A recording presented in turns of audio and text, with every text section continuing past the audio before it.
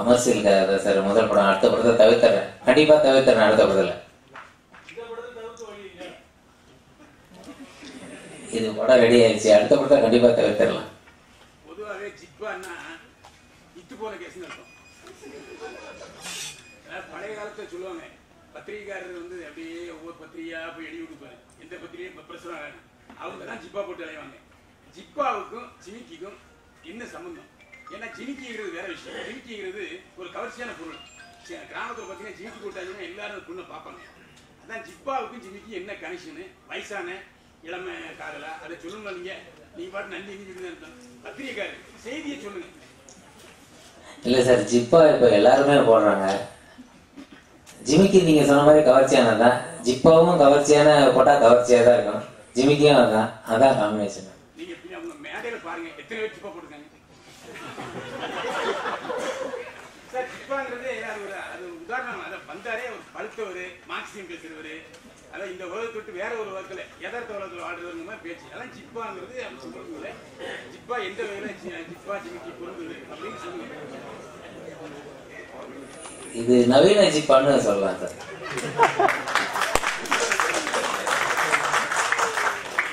இல்லைங்க, நான் என்ன சொல்றேன்னா ஜிப்பா ஜிமிக்கி இன்னும் எனக்கு தலைப்புக்கு செய்தி கிடைக்கல. நீங்க ஒரு பத்திரிகைக்காரர் இருந்துட்டு போது செய்தியை நீங்க நிறைய சொன்னீங்கன்னா ஜிப்பா ஜிமிக்கி பத்தி நிறைய எழுதலாம். மற்றவங்க நான் சொல்ல முடியாது சார். இது அறிவினாவா ஐயவனாவா தெரியா? அது மாதிரி என்ன அறிவினா தெரிவினா ஐயவனான்னு இருக்குது. தெரிஞ்சே சில கேள்விகள் கேட்பாங்க. நீங்க அது கண்டிப்பா உங்களுக்கு அர்த்தம் தெரிஞ்சிருக்கும். உங்க அளவுக்கு எனக்கு அனுபவமோ அறிவோ இல்லை உங்களுக்கு விளக்கம் கொடுக்குற இது. உங்களுக்கு தெரிஞ்சு கேட்கும்போது நீங்களே அதுக்கு நல்ல விளக்கம் சொல்லிட்டீங்க. ஜிமிக்கின்னா ரொம்ப கவர்ச்சியானது.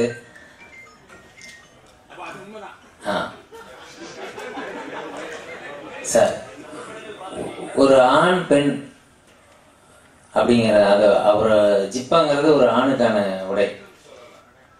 ஒரு பயணம் சம்பந்தமான கதை சார். ஒரு பையனும் ஒரு பொண்ணும் பிடிக்காத ரெண்டு பேரு பிரியறதுக்காக சேர்ந்து டிராவல் பண்ணுவாங்க, தமிழ்நாட்டில இருந்து கூர்கு வரைக்கும். ஆமா, அவங்க பிரிஞ்சாங்களா சேர்ந்தாங்களா அப்படிங்கிறது வழக்கமான படம். எல்லா படத்துலயும் வர மாதிரி ஒரு கிளைமேக்ஸ் இதான். ஆர்கிடெக்ட் இன்ஜினியர், ஹீரோயினும் அதே தான். ஆமா, நான்கடவுள் ராஜேந்திரன் வந்து இதுல வந்து காமெடியனும் இல்லை, வில்லனும் இல்லை. ஒரு கன்னட ஆணுக்கும் தமிழ் பெண்ணுக்கும் பிறந்த ஒரு கன்னட விவசாயியா வர்றாரு.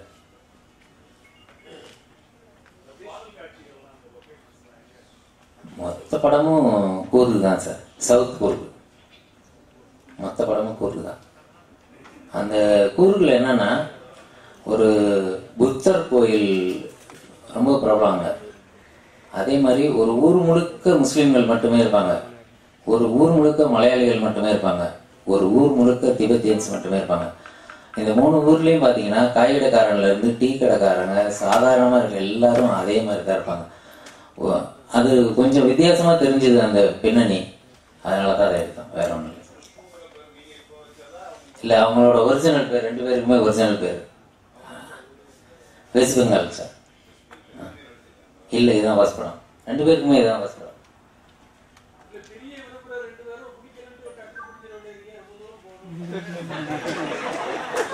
சார், அப்படி பார்த்தோம்னா லைஃப்ல கூட ஹஸ்பண்ட் ஒய்ஃப்க்கு சண்டை போட்டு பிடிக்காம போயிடுறாங்க.